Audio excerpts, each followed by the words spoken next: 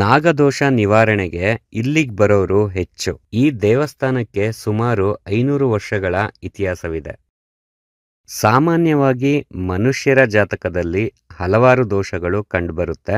ಅಂಥ ದೋಷಗಳಲ್ಲಿ ಮುಖ್ಯವಾಗಿ ನಾಗದೋಷ ಅಥವಾ ಸರ್ಪದೋಷ ಸೇರ್ಕೊಂಡಿರುತ್ತೆ.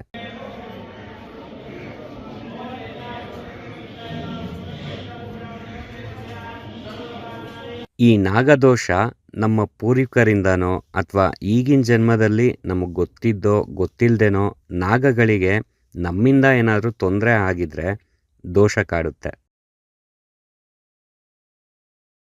ಈ ನಾಗದೋಷ ಇರೋರಿಗೆ ಸಾಮಾನ್ಯವಾಗಿ ಕೆಲಸಗಳಲ್ಲಿ ಅಡೆತಡೆಗಳಿರುತ್ತೆ, ಆರೋಗ್ಯ ಸಮಸ್ಯೆ, ಸಂತಾನ ಸಮಸ್ಯೆ, ಕಿವಿ ಸೋರೋದು, ಚರ್ಮ ರೋಗ, ಹೀಗೆ ಹಲವಾರು ಸಮಸ್ಯೆಗಳು ಕಾಡ್ತಾನೆ ಇರುತ್ತೆ. ಇಂಥ ಸಮಸ್ಯೆಗಳನ್ನ ಈ ಆದಿ, ಮಧ್ಯ ಹಾಗೂ ಅಂತ್ಯ ಸುಬ್ರಹ್ಮಣ್ಯಗಳನ್ನು ಷಷ್ಠಿ, ಆಶ್ಲೇಷ ನಕ್ಷತ್ರ ಹಾಗೂ ಕೃತಿಕಾ ನಕ್ಷತ್ರಗಳ ಸಮಯದಲ್ಲಿ ಸಾಧ್ಯವಾದ್ರೆ ಒಂದೇ ದಿನದಲ್ಲಿ ದರ್ಶನ ಮಾಡಿದರೆ ಒಳ್ಳೆಯ ಫಲ ಸಿಗುತ್ತೆ. ಆದಿ ಅಂದ್ರೆ ನಾಗನ ತಲೆಯ ಭಾಗ, ಮಧ್ಯ ಅಂದ್ರೆ ನಾಗನ ಸೊಂಟದ ಭಾಗ, ಅಂತ್ಯ ಅಂದ್ರೆ ನಾಗನ ಬಾಲದ ಭಾಗ. ನಾವಿವತ್ ನೋಡ್ತಿರೋದು ನಾಗನ ಅಂತ್ಯ ಭಾಗವಾದ ನಾಗಲಮಡಿಕೆಯ ಸುಬ್ರಹ್ಮಣ್ಯ ಸ್ವಾಮಿ. ನಾಗಲಮಡಿಕೆ ಇದಿರೋದು ತುಮಕೂರು ಜಿಲ್ಲೆಯ ಪಾವಗಡ ತಾಲೂಕಿನ ಉತ್ತರ ಪಿನಾಕಿನಿ ನದಿಯ ದಡದಲ್ಲಿ ಈ ದೇವಸ್ಥಾನ ಇದೆ. ಈ ದೇವಸ್ಥಾನ ಸರ್ಪದೋಷ ನಿವಾರಣೆಗೆ ತುಂಬಾ ಫೇಮಸ್ ಆಗಿದೆ. ಈ ದೇವಸ್ಥಾನಕ್ಕೆ ಸುಮಾರು 500 ವರ್ಷಗಳ ಇತಿಹಾಸ ಇದೆ. ಹಿಂದೆ ನಳಂಬ ಪಲ್ಲವರ ಕಾಲದಲ್ಲಿ ನಾಗಲಮಡಿಕೆ ಚಿಕ್ಕ ಅಗ್ರಹಾರವಾಗಿತ್ತು.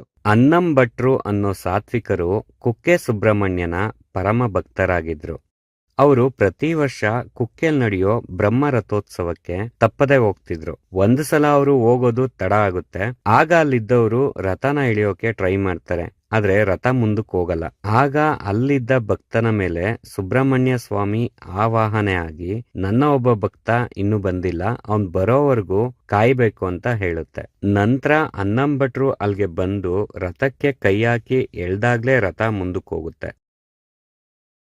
ನಂತರ ಸುಬ್ರಹ್ಮಣ್ಯ ಸ್ವಾಮಿ ಮತ್ತೆ ಭಕ್ತನ ಮೇಲೆ ಆಹ್ವಾನ ಆಗಿ, ಅನ್ನಂಭಟ್ರಿಗೆ ನಿನ್ಗೀಗ ವಯಸ್ಸಾಗಿದೆ, ಇನ್ಮುಂದೆ ನೀನು ಅಲ್ಲೇ ನನ್ನನ್ನ ಪೂಜೆ ಮಾಡು ಅಂತ ಆಜ್ಞೆ ಮಾಡುತ್ತೆ. ಕುಕ್ಕೆಯಿಂದ ಒಂದು ಪಂಚಲೋಹವನ್ನು ಕೊಟ್ಟು ಅನ್ನಂಭಟ್ರನ್ನ ಅಲ್ಲಿಂದ ಕಳಿಸುತ್ತೆ.